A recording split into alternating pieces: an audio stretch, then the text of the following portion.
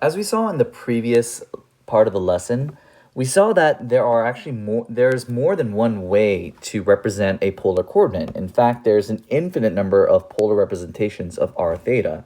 Let me actually just write that. There are an infinite number of representations of any polar coordinate, and this makes sense because we are working with angles. And as we saw, there are an infinite number of coterminal angles. So in general, and I'm not sure what's going on with my pencil. Let's try that again. So in general, we can say the following. We can represent some polar coordinate, like r theta, as the following. We can just say, all right, let's use the same r value, but just come up with any coterminal angle. So let theta plus 2 pi n, for example. So any angle, and just find its coterminal angle. And boom, you've represented or found another polar coordinate that is in the same spot. What you could also do is you could use the opposite r value, or the negative r value, but because that means we're reflecting it over the pole, what we're then going to have to do is find a way to deal with that angle as well. So we would say theta plus, and ask yourself, what would I need to do to make sure that I'm coming up with not necessarily the coterminal angle, but an angle on the other side of the pole, which would be 2n plus 1 pi. Okay, so let's try a few examples of this. I've got another polar coordinate plane right over here. And again, there are my angles. And just like we did before, I'm going to want to go ahead and label my polar axis 3, 4, 5, and 6. And from there, let's look at our first polar coordinate that we are going to be plotting. So the directions say plot and label each point on the plane and find 3 other polar representations of each point. So we've got a couple different representations here that we're working with. The first thing that I could do is just to find a coterminal angle of my angle 2 pi over 3. So the first thing I could do is say, all right, 1, and take my angle 2 pi over 3, and just add 2 pi to it. And that would then just give me 1 and 8 pi over 3. Do you see the issue here, however? This angle is not between the interval that was requested, so negative 2 pi, theta, and 2 pi. And if I don't give you any type of interval, then you're fine, you're dandy. But let's just say for the sake of this problem, we want to make sure that we practice working with angles that are specifically between negative 2 pi and 2 pi. So if we can't add 2 pi to our angle, our next logical option then would just be to subtract.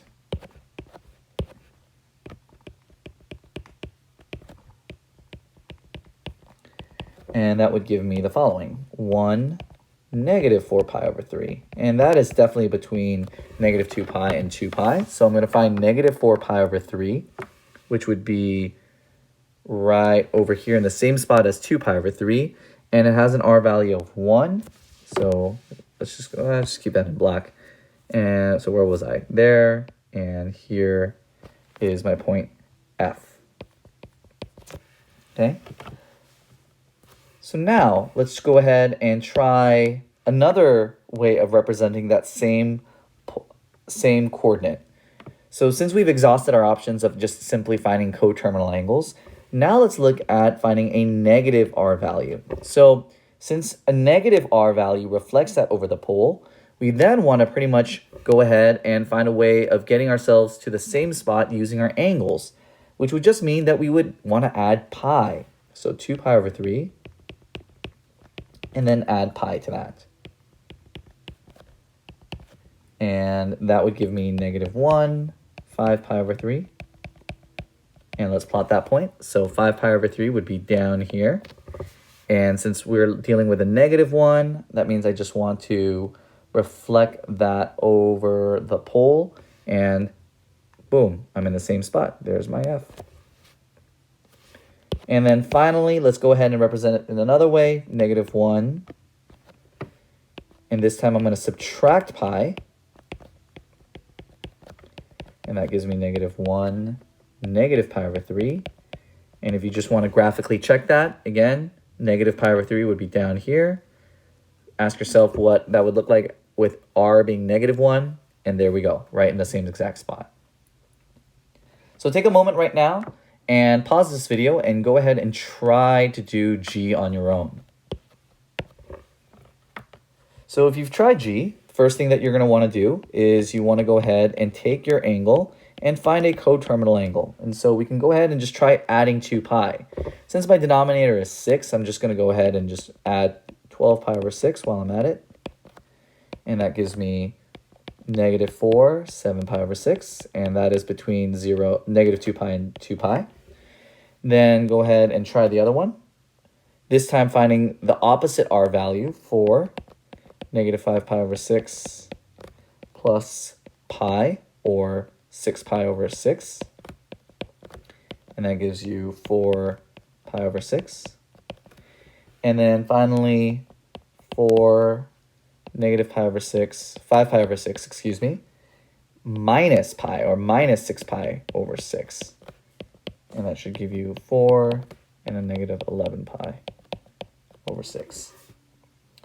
So if you've done all that correctly, go ahead and check where G should be. So -5 pi over 6 would be coterminal with 7 pi over 6. Since it's -4, we should be right over here. And just take a moment and just check all your other points just to make sure that we're in the same exact spot. And we should be good to go there. Okay, so now that we're a little bit more comfortable plotting polar coordinates and finding different representations, let's go ahead and let's try some coordinate conversion. And for us here, what we're looking and essentially saying is we have a polar coordinate, which we're writing in terms of r theta. So r theta. What we want to do is we want to convert that into a rectangular coordinate, x, y. So how would we go ahead and do that? Well, let's take a look back at our original definition of what our polar coordinate was. So if we represent this point P in terms of its polar coordinate, so r theta, and you know what, let me just clean that up a little bit since my pencil is giving me some issues today. So r theta, and we want to express this in terms of x and y. And looks like my pencil is really just not wanting to behave today. Not really quite sure what's going on. So we got r theta, x, y. We'll just go ahead and see if we can try that. What do we know in terms of all of these? Well, we know that this is our angle theta. We know this is our r value. And for this point P, we also know that this gives us our y value, while this here represents our x value. And just ask yourself, what do I know of that might be able to connect my x and y with my r and theta? And that sinking feeling that you have in your stomach right now, that's trigonometry. Because we can say easily that cosine of theta is equal to x over r, or adjacent over our hypotenuse. Sine of theta would be y over r. So we can rewrite these and say the following. We can say that x is equal to r cosine theta, and y is equal to r sine theta. Well, if that is the case, then if I just go ahead and rewrite that over here, so let's take that, and take this as well.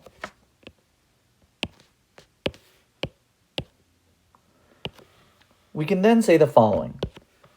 Our polar coordinate, r theta, can then be written as r being equal to a way of getting to x and y. So what is x equal to? Well, x is equal to r cosine theta, and y is equal to r sine theta. In other words, if you're given a polar coordinate and you know your r value and you know your theta value, simply finding r cosine theta will then give you your x. And if you know your r and your theta, finding r sine theta is going to then give you your y. And you can take that polar coordinate and then rewrite it in rectangular form. What if I wanted to go the other way around? What if I want to go from rectangular to polar? Well, if I wanted to say, all right, given my x and my y, I want to find what my r and theta is, I'm using my same trigonometric identities. But some other ways to generalize this to make this a little bit more useful is to again ask yourself, what relationships do I know between x and y, and specifically r? We could say the following. We could say x squared plus y squared is equal to r squared. And again, that's just the Pythagorean theorem in action here. X squared plus y squared is equal to r squared. And you'll notice that we've used sine and cosine, but there's nothing saying that we can't also use tangent here. So we can say tangent of theta is equal to y over x. So tangent of theta just being our opposite over our adjacent. Okay? Now, if that is the case, we can take any xy value. If we're given our x and y value, we can say the following. Well, x can really just be some way of getting to r and theta. So ask yourself, if I know my x and my y, how can I figure out my r? Well, since x squared plus y squared is equal to r squared, just move that over here, that means r is equal to the square root of x squared plus y squared. So we can then say x squared plus y squared, or the square root of this quantity, that's our r value. And theta, well, theta would just be theta. And how can I figure out theta? You're going to want to use tangent of theta. And this will make more sense when we start doing some examples of this down below. So I'm going to leave this up here as I go through some of these problems.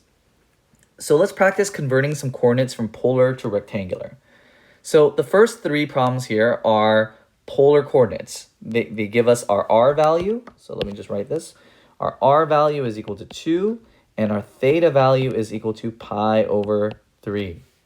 So given this information, what do we know? How can I convert this into x and y?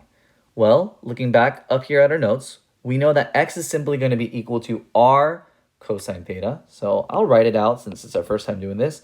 X is equal to r cosine theta. That means 2 times the cosine of pi over 3. Now I know it's been a while, but try remembering your unit circle or your trigonometric identities or your trigonometric anything. 2 times cosine of pi over 3 would be 2 times 1/2, which is equal to 1. Now, what about our y value? Y is equal to r sine theta. So if r is equal to 2 sine of pi over 3, that would then just give me 2 times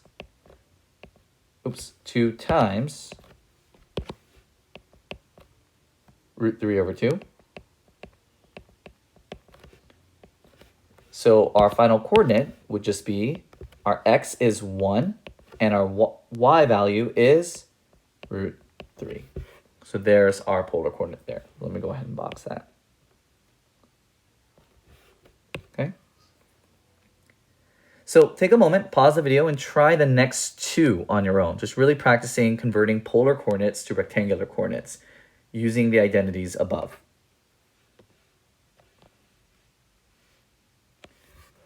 So hopefully you've given these a shot. So let's go through them. Again, we know our r, we know our theta. Our x is always just going to be 4, or r times cosine of theta. So 4 times cosine of pi over 2.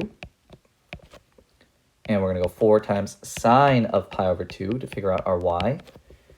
That would give us 4 times 0. And this is 4 times 1. So my coordinate would just be 0, 4.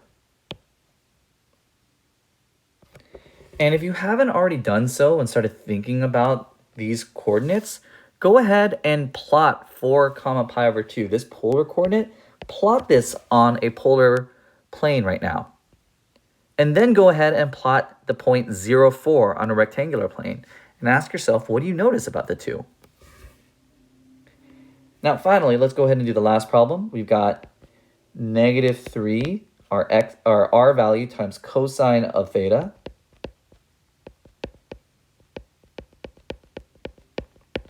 times -3 sine of theta. And if we just evaluate those, we should get -3 times -√2/2. And -3 times also √2/2. Or no, this time would be positive √2/2. Because we're in quadrant 2. And that should give us 3√2/2. -3√2/2. And there's that. That didn't go exactly the way that I had hoped. Let's try that again. Okay. All right. Now let's try going the other way. Let's go from rectangular to polar coordinates. So this time we are given our x and our y value, and we're trying to figure out our r and our theta from this. So first off, let's try to figure out our r. We know our r is going to be the square root of x squared plus y squared. And again, reference your notes from above. Well, we know our x and our y, so -1 squared plus 1 squared. So r is simply equal to √2. Now, for theta, to figure out our angle, we can say that the tangent of our angle, whatever it might be, is equal to y over x. So in this case, tangent of theta is equal to 1 over -1. So using your inverse trig functions, ask yourself, what is the arctangent of -1? Now, keep in mind that this is only going to give us an angle between -π/2 and π/2 if you're using inverse trig functions. But think about where this point -1, 1 is. Think about this. -1, 1, that rectangular coordinate is over here in quadrant 2. So if we're only given if we're doing the arctangent of -1, let me write that. Arctangent of -1, and that gives us an angle down here. Specifically, it gives us -π/4. Ask yourself, what would I need to do to make sure that I end up in quadrant 2? Well, I'd want to add pi to my angle theta. In other words, we can say that since this gives us -π/4, I want to make sure I add pi to that so that I'm in the same spot that my actual rectangular coordinate is. So theta would turn out to be 3π/4. So we always have to keep that in mind. Ask yourself, where is my original rectangular coordinate? What do I need to do given the restrictions or the range restrictions I have with my inverse trig functions? Just to finish this up, my r value is √2. My theta is 3π/4. And there's my rectangular coordinate. So again, pause the video right now and try the next two. So for this next one, since my point is at -2, 0, I'd like to actually do this at the beginning of most problems. Right away, just by seeing where my rectangular coordinate is, this actually makes a couple things kind of easier. Right away, what is my, I don't even actually really even do any math here, or I would say calculate anything. What is my distance from the pole? R is equal to 2. In other words, I have a distance of 2 from the pole. What would my angle theta here be? Theta, in this case, would be simply equal to pi. Now, you could do the inverse tangent, and you could go ahead and calculate r is equal to the square root of the quantity of x squared plus y squared. But just by graphing -2, 0, I can see pretty easily that my polar coordinate is simply 2, pi.